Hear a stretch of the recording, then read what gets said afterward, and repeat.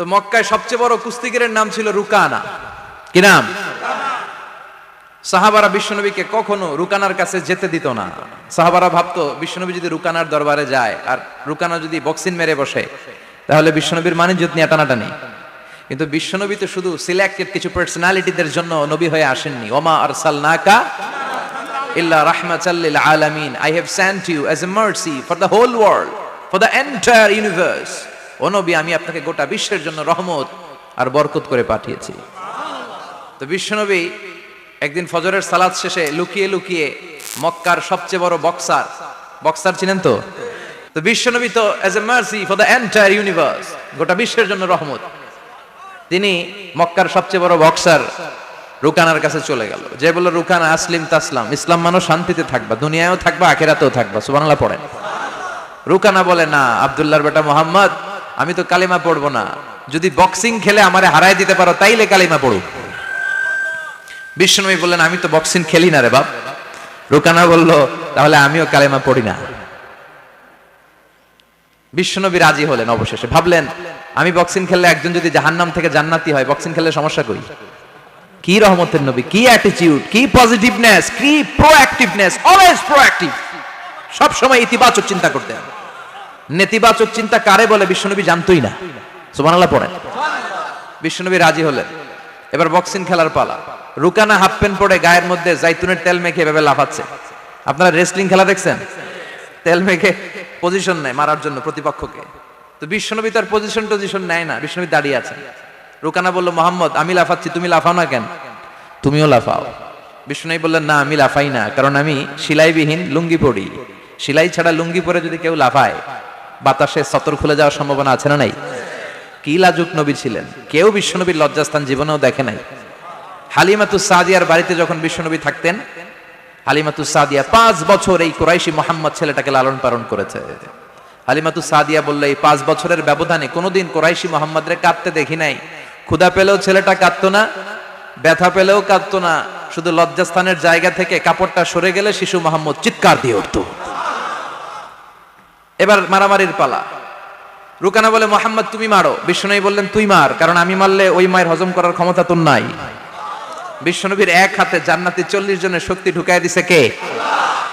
তো বিশ্বনবী মাইট দিলে এটাও হজম করতে পারবে? কথা কর, পারবে না। এখন রুকানাও মারে না, বিশ্বনবীও মারে না, খেলাও শুরু হয় না। বিশ্বনবীও মারে না, রুকানাও মারে না, খেলাও শুরু হয় না। এখন রুকানা বলে, মোহাম্মদ তুমি মারো। বিশ্বনবী মারে নাই, কিন্তু বিশ্বনবী ওনার ডান হাত মোবারক, কি নরম হাত, সফটার দেন সিল্ক, সিল্কের চেয়ে নরম ছিল। ওয়াকানা কাফুহু আবিয়াদু মিনাদ দিবাজ, সফটার দেন সিল্ক, রেশমের কাপড়ের চেয়েও বিশ্বনবীর হাতের তালু সফট ছিল। এই হাতটা দিয়ে বিশ্বনবী রুকানার ডান কাঁধে এভাবে টাচ করলেন। মারে নাই, খালি বলছে, রুকানা এত লাফাস কেন? টাচ করার সাথে সাথে রুকানা বেহুশ হয়ে জমিনে পড়ে যায়। সবাই তো অবাক, ঘটনা কি, ঘটনা কি, কি মিরাকেল, কি অলৌকিকত্ব। পানি ঢেলে রুকানারে হুশ ফিরানো হয়েছে। সবাই বলে, রুকানা তুই তো অনেক বড় পালোয়ান, আব্দুল্লাহর বেটা মোহাম্মদ ঘুষিও দিল না, লাথিও মারলো না, বেহুশ হইলি কেন? রুকানা বলে, আরে তোরা তো দেখোস নাই, তোরা দেখেছিস মোহাম্মদ হাত দিয়ে ধরেছে, আমার মনে হয়েছে বিশাল পাহাড় এসে কাঁধে চেপেছে। এজন্য ইসলামের অ্যাটিটিউড হচ্ছে ডিফেন্সিভ, আগে মারে না।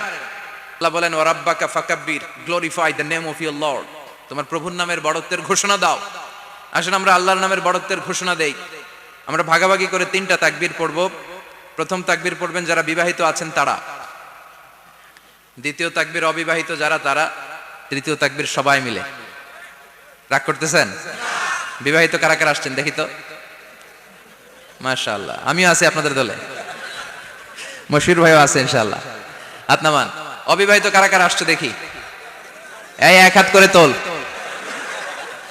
সংখ্যা বাড়ানোর জন্য 2 হাত তুলতেছে। মাশাআল্লাহ, এরাও কম না, এরাও কম না, স্টেজেও আছে 2-1 জন। আল্লাহ এদেরকে তাড়াতাড়ি ডবল বানায় দাও। চিন্তা নাই, দেশে আমাদের বোনদের, নারীদের সংখ্যা যেভাবে বাড়তেছে, কপালে 2-3টা করে জড়তে পারে। যদিও এদেশে প্র্যাকটিসটা ওইভাবে হয় নাই, কিন্তু এটা কিন্তু সুন্নাহ। এটা কি সুন্নাহ? তো আমরা প্রথমে তাকবীর পড়ব যারা বিবাহিত আসছি তারা, এরপরে তাকবীর পড়ব যারা অবিবাহিত আসছি তারা, এরপরে সবাই মিলে। তো আমি লিল্লাহি তাকবীর বললে আপনারা শুরুতে যারা বিবাহিত ভাইয়েরা আছেন তারা তাকবীর পড়বেন। এটার উদ্দেশ্য হচ্ছে আপনাদেরকে একটু প্রাণবন্ত করে তোলা। আপনাদের ঝিমুনি আসলে, জড়তা আসলে, কাপুরুষতা, এগুলো ঝেড়ে ফেলে দিয়ে যাতে কোরআন শোনার জন্য আমরা রেডি হয়ে যাই। শুরুতে বিবাহিত ভাইরা রেডি তো? কাদের পারফরমেন্স কেমন হয় আজকে দেখবো। শুরুতে বিবাহিতদের পারফরমেন্স, আমি লিল্লাহি তাকবীর বললে আল্লাহু আকবার বলা যাবে? শুরুতে আমার বিবাহিত ভাইরা পড়েন লিল্লাহি তাকবীর। মাশাআল্লাহ মাশাআল্লাহ তাবারাকাল্লাহ। এবার অবিবাহিতদের পালা। সিঙ্গেল যারা, তোমরা রেডি? ওরা কাশি দিয়ে গলা ঠিক করে নিতেছে। অবিবাহিতরা রেডি তো? বিবাহিতদের হারায় দেওয়া যাবে? এবার তোমরা তাকবীর দাও, লিল্লাহি তাকবীর। ওরে আল্লাহ, দেখাই দিছে একেবারে। মাশাআল্লাহ তাবারাকাল্লাহ। এবার সবাই মিলে তিনটা তাকবীর পড়বো, পারা যাবে মুসলমান? লিল্লাহি তাকবীর, লিল্লাহি তাকবীর, লিল্লাহি তাকবীর। আল্লাহ আমাদের তাকবীরগুলো তুমি কবুল করো। তখন তারাও বাধ্য হয়ে পড়ে আল্লাহু আকবার। তাহলে বুঝা গেল আমাদের কোনো ক্ষমতা টমতা কিচ্ছু নাই, আসল ক্ষমতার মালিক একজন। চিল্লায় বলেন তিনি কে? সে আল্লাহ বললেন তাবারাকাল্লাযী বিয়াদিহিল মুলকু ওয়া হুয়া আলা কুল্লি শাইইন কাদির। সুমহান সেই সত্তা যার হাতে ক্ষমতা, ক্ষমতা কার হাতে? সব ক্ষমতার মালিক আল্লাহ। তবে আমাদেরকেও আল্লাহ কিছু ক্ষমতা দিয়েছে, এটা লিমিটেড। এটা কি? যেমন এই যে মাননীয় প্রধানমন্ত্রী ওনার দল নিয়ে, বাংলাদেশ আওয়ামী লীগ নিয়ে যে ক্ষমতায় আসলেন, কয় বছরের মেয়াদে? কোন কোন দেশে ক্ষমতায় আসে 10 বছরের মেয়াদে, আছে না নাই? আল্লাহ আসছে কয় বছরের মেয়াদে? 30 বছর, 40 বছর। আল্লাহর ক্ষমতার মেয়াদ 100 বছর। এরপরে রিনিউ করা লাগবে এটা। কথা বলেন। আল্লাহ বলেন হুয়াল আউয়ালু ওয়াল আখিরু ওয়াল যাহিরু ওয়াল বাতিন ওয়া হুয়া বিকুল্লি শাইইন আলিম। আমি প্রথম, আমি শেষ, আমি প্রকাশ্য, আমি গোপন। ঠিক কিনা? প্রথমে আল্লাহ আল্লাহ, শেষেও আল্লাহ আল্লাহ, আকাশে আল্লাহ আল্লাহ, জমিনে আল্লাহ আল্লাহ। সবাই পড়েন, প্রথমে আল্লাহ আল্লাহ, শেষেও আল্লাহ আল্লাহ, আকাশে আল্লাহ আল্লাহ, জমিনে আল্লাহ আল্লাহ। নিখিল জাহান গায়ে গুণগান তার নামে গায়, আমরাও গাহি তাআলা হামদে বারি তাআলা, হামদে বারি তাআলা, হামদে বারি তাআলা। সুবহানাল্লাহ পড়েন। আল্লাহ বলে আমার ক্ষমতা তোদের মতো 5 বছরের মেয়াদে না, 10 বছরের মেয়াদে না, 20 বছর 30 বছরের মেয়াদে না, আমি চিরকালের জন্য ক্ষমতার চেয়ারে বসা। চিরকালীন মেয়াদ, সৃষ্টির সূচনার আগ থেকে তিনি আছেন, অনাদিকাল পর্যন্ত তিনি থাকবেন। তার ক্ষমতার মেয়াদ আনলিমিটেড মেয়াদ। চিৎকার করে বলেন ঠিক কিনা? আবার পৃথিবীর অনেক দেশে দেখবেন ডেমোক্রেটিক সিস্টেমে, আমাদের দেশেও তো গণতান্ত্রিক সিস্টেমে ভোটাভুটির মধ্য দিয়ে ক্ষমতায় আসে না? যাদেরকে ভোট দেওয়া হয় বেশি তারা ক্ষমতায় চলে যায়। আল্লাহ তো ভোটে আসছে ক্ষমতায়। কথা কন তো, কেমনে আসছে? কারচুপি করে। কথা বলেন। আল্লাহ ভোটে আসা লাগে নাই, কেউ তাকে ভোট দেওয়া লাগে না। আবার অনেক দেশে আছে মোনার্কি সিস্টেম, রাজতন্ত্র, রাজার পোলা রাজা। আল্লাহর বাপ ছিল রাজা, এই জন্য আল্লাহ রাজা। কথা বলেন না, আল্লাহ রাজতন্ত্রের সিস্টেমও আসে নাই। আবার অনেক দেশে আছে ডিক্টেটরশিপ, একবার ক্ষমতা পাইলে মাগার চেয়ার ছাড়ে না। আছে না নাই? 20 বছর 30 বছর চলতেই থাকে। আছে না নাই? আল্লাহ কি এই সিস্টেমে আসছে? আল্লাহর ক্ষমতার সাথে পৃথিবীর কারো ক্ষমতার কোনো মিল নাই। চিৎকার করে বলেন ঠিক কিনা? আবার অনেক দেশে কোয়ালিশন করে ক্ষমতায় যেতে হয়, জোট করে। জোটের রাজনীতি এদেশে আছে না নাই? 4 দলীয় জোট, 10 দলীয় জোট, 14 দলীয়, 18 দলীয়, 20 দলীয়, মহাদলীয়, মহাজোট, সামনে হবে মহাজোট। কথা ঠিক কিনা বলেন? তো আল্লাহ কিরকম জোট করে আসা লাগছে? কথা বলেন। তার মানে আল্লাহর ক্ষমতা আমাদের ক্ষমতা এক নয়। আবার পৃথিবীর অনেক দেশে গণ অভ্যুত্থানের মাধ্যমে অনেককে ক্ষমতা থেকে নামানো হয়। ঠিক কিনা? গণ অভ্যুত্থান হয় না? সেনাবাহিনীরা কু করে না? মিলিটারি কু করে ক্ষমতা থেকে নামায়। তো আমরাও যদি আল্লাহর বিরুদ্ধে একটা আন্দোলন করি, আল্লাহ তো নেমে যাবে? নামানো যাবে না? আচ্ছা, আমরা পারলাম না, জিনেরা যদি আমাদের সাথে যোগ দেয়, মানুষ জিন ভাই ভাই, আল্লাহর রক্ষা নাই। কথা বলেন, তাও পারা যাবে না? ফেরেশতারাও যদি কয় আমরাও মানি না, তাইলে তো শেষ আল্লাহর গদি। আল্লাহ বলে গোটা বিশ্বের সবাই মিলে যদি আমার বিরুদ্ধে আন্দোলনে নেমে যাস, আমার ক্ষমতার বিরুদ্ধে যদি মিছিল দেয়া শুরু করে দিস, আমার ক্ষমতার 1 ইঞ্চিও কমাতে পারবি না। সুবহানাল্লাহ পড়েন। এজন্য আল্লাহ বললেন তাবারাকাল্লাযী বিয়াদিহিল মুলকু ওয়া হুয়া আলা কুল্লি শাইইন কাদির। সুমহান সেই সত্তা যার হাতে ক্ষমতা, ক্ষমতা কার হাতে? আবার দেখবেন পৃথিবীর অনেক দেশের রাজা সিস্টেম, যেখানে বয়সের ভারে যখন নুজ্জ হয়ে যায়, 80-90 বছর বয়স হয়ে যায়, স্বেচ্ছায় ক্ষমতা ছেড়ে দেয়, ছেড়ে দিয়ে রিটায়ারমেন্টে যায়। কথা কন, শোনেন নাই মনে হয়? আছে না নাই? অনেক রাজা স্বেচ্ছায় ক্ষমতা ছেড়ে দিয়ে রিটায়ারমেন্টে যায়, বয়সের ভারে নুজ্জ। তো আল্লাহ তো ওই কবে থেকে ক্ষমতায়, বুড়ো হয়ে গেছে না এখন? কথা কন, এখন আল্লাহর চলতে লাঠি লাগে, আগের মতো ক্ষমতা নাই, চোখে সানগ্লাস লাগে, পাওয়ারওয়ালা গ্লাস ছাড়া আল্লাহ মনে হয় দেখে না। কথা কন, যে ফেরাউনকে আল্লাহ সাগরের জলে ডুবিয়ে মারলো, যেই নমরুদকে আল্লাহ শেষ করে দিল, যেই কারণকে আল্লাহ শেষ করে দিল, সেই আল্লাহ আজও আগের ক্ষমতা নিয়ে আছে না নাই? এজন্য বিয়াদিহিল মুলক, তার হাতে ক্ষমতা, ওহু আলা কুল্লি শাইইন কাদির। তিনি চাইলে সব করতে পারেন। তিনি রাজারে প্রজা বানাতে পারেন, প্রজারে রাজা বানাতে পারেন, ধনীরে গরিব বানাতে পারেন, গরিবরে ধনী বানাতে পারেন। তিনি সাগরকে মরুভূমি করতে পারেন, মরুভূমিকে দরিয়া করে দিতে পারেন। তিনি কে? ওয়া হুয়া আলা কুল্লি শাইইন কাদির। তিনি যেটা চান সেটাই করতে পারেন। চিল্লায় বলেন ঠিক কিনা? এরপর আল্লাহ বললেন আল্লাযী খালাকাল মাউতা ওয়াল হায়াতা লিয়াবলুয়াকুম আইয়ুকুম আহসানু আমালা। ও আল্লাহর আদেশে দেহে ঢুকে, আল্লাহর আদেশে বের হয়ে যায়, ঠিক কিনা? এই যে ছোট্ট বাচ্চাটার দেহের ভিতরে যে রূহ ঢুকলো, কে দিল?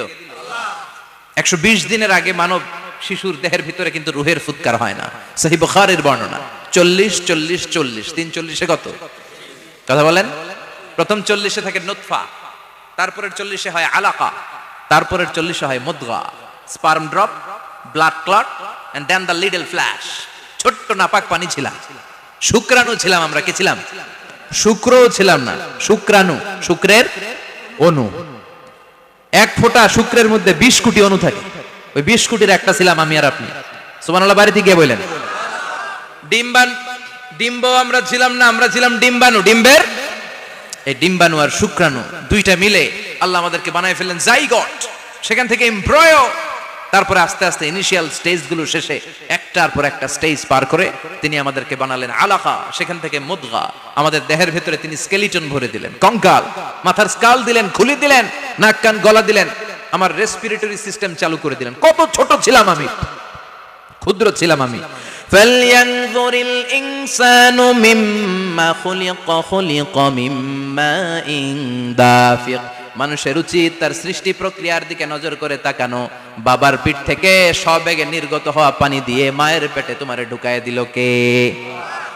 নাপাক পানি থেকে ছোট্ট ব্যাঙ্গাচির মতো ছিলাম, জোকের মতো মায়ের জরায়ুর দেয়ালে লেগেছিলাম।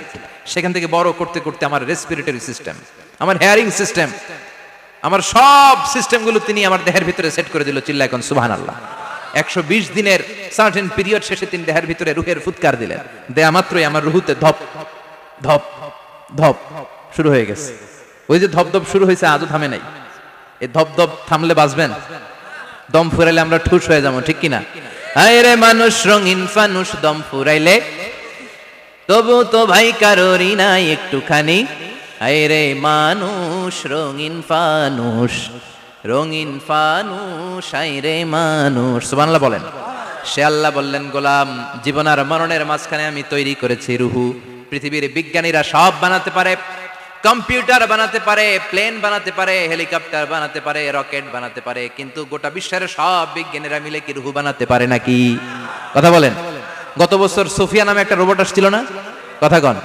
ওটা মাথা উঁচু করে নিচু করে কথা বলতে চায়, মানুষের মতো হতে চায়। আসলে কি মানুষ? ওটার মধ্যে কি রুহু আছে? রুহু বানাইতে পারবে কেউ? এই রুহু নিয়ে যে কত গবেষণা, মুমূর্ষ রোগীদের উপর গবেষণা চালিয়েছে অনেক। বুলেট প্রুফ গ্লাসের ভিতরে মুমূর্ষ রোগীকে রেখে রেখে তারা চেক করতে চেয়েছে আমেরিকান বিজ্ঞানীরা যে রুহু কোন দিক দিয়ে বের হয়।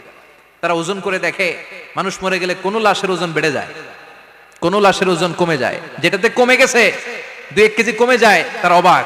কিরা আগে ছিল 80 কেজি, এখন হচ্ছে 78 কেজি, তার মানে 2 কেজি না, এটাই রুহু। এটাই কি? এটা হচ্ছে গবেষণার ধাপ। অনেকগুলো মডিউল তারা আনে, অনেক মুমূর্ষ রোগীকে গ্লাস ফিটিং করা, ইন্টেনসিভ কেয়ারে রেখে তারা অবজার্ভ করে, আর অক্সিজেন মাস্ক খুলে দিয়ে তারা দেখে যে লোকটা ছটফট করে কিভাবে মরে। মরার আগে ওজন মাপ ছিল 80 কেজি, মরে গেছে পরে আবার ওজন দিয়ে দেখে 78 কেজি। কমছে কয় কেজি? বিজ্ঞানীকে পাইছি। সবাই কয় কি পাইছো? কয় রুহু। কই পাইলেন? আগে 80 এখন 78, 2 কেজি। রুহুর ওজন কয় কেজি?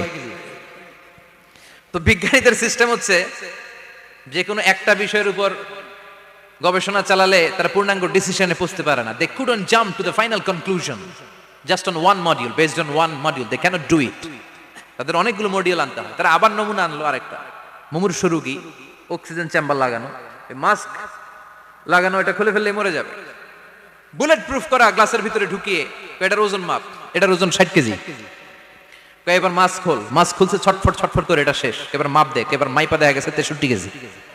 কয় কেজি বাড়ছে? এক একটার এক এক সিস্টেম হইতেছে, কোনোটা কমে, কোনোটা বাড়ে, কোনোটা কিচ্ছু হয় না। সবাই কয় তাইলে আপনি রুহু পাইলেন কই? আগেরটা কম ছিল, মনে করছিলেন 2 কেজি কমছে, ওইটাই রুহু, এখন 3 কেজি বাইরে গেছে, মিলাইবেন কি দিয়া? কথা কন। আল্লাহ ডেকে বলে, গোলাম কিয়ামত পর্যন্ত একটার পর একটা মুমূর্ষ রোগীকে বুলেট প্রুফ গ্লাসের ভেতরে ঢুকাতে পারবি, গবেষণা করতে পারবি, মাগার রুহু খুঁজে পাবি না। চিল্লায় বলেন ঠিক কিনা? কারণ এই রুহুর মালিক কে? সে আল্লাহ বললেন, আল্লাযী খালাকাল মাউতা ওয়াল হায়াতা লিয়াবলুয়াকুম আইয়ুকুম আহসানু আমালা। জীবন আর মৃত্যু বানালাম তোমাদেরকে পরীক্ষা করার জন্য। পরীক্ষা আছে না নাই? গোটা দুনিয়াটাই পরীক্ষা। আল্লাহ যারে পছন্দ করে বেশি তার পরীক্ষাও। আসাদুন নাসি বালাআন আল আম্বিয়া। এই পৃথিবীতে আল্লাহ সবচেয়ে বেশি বালা মুসিবত দিয়ে পরীক্ষা করেছেন নবীদের। কারণ নবীরা আল্লাহর কাছে কম প্রিয় না বেশি প্রিয়? যেহেতু প্রিয় বেশি, পরীক্ষাও। এজন্য মুমিনের উপর যদি পরীক্ষা আসে, মুমিনের উপর যদি অত্যাচার আসে, মুমিনের উপর যদি ধৈর্যের পরীক্ষা আসে, জেল জরিমানা আসে, মুমিন ওইটারে ভয় পায় না। মুমিন ভয় পায় একজনকে। চিল্লায় বলেন তিনি কে? কারণ আল্লাহর ঘোষণা, ওয়ালা তাহিনু ওয়ালা তাহজানু। ঘোষণাটা কার? ভয় নাই, তোদের চিন্তা নাই। আনতুমুল আ'লাউনা ইন কুনতুম মুমিনিন। তোমরাই বিজয়ী হবা যদি মুমিন হও, যদি মুমিন হও। এজন্য ধৈর্যের পরীক্ষা দিতে হবে, আল্লাহর উপর তাওয়াক্কুল করতে হবে, অত্যাচার আর জুলুম আল্লাহর নামে সহ্য করে যেতে হবে। চিল্লায় বলেন ঠিক কিনা?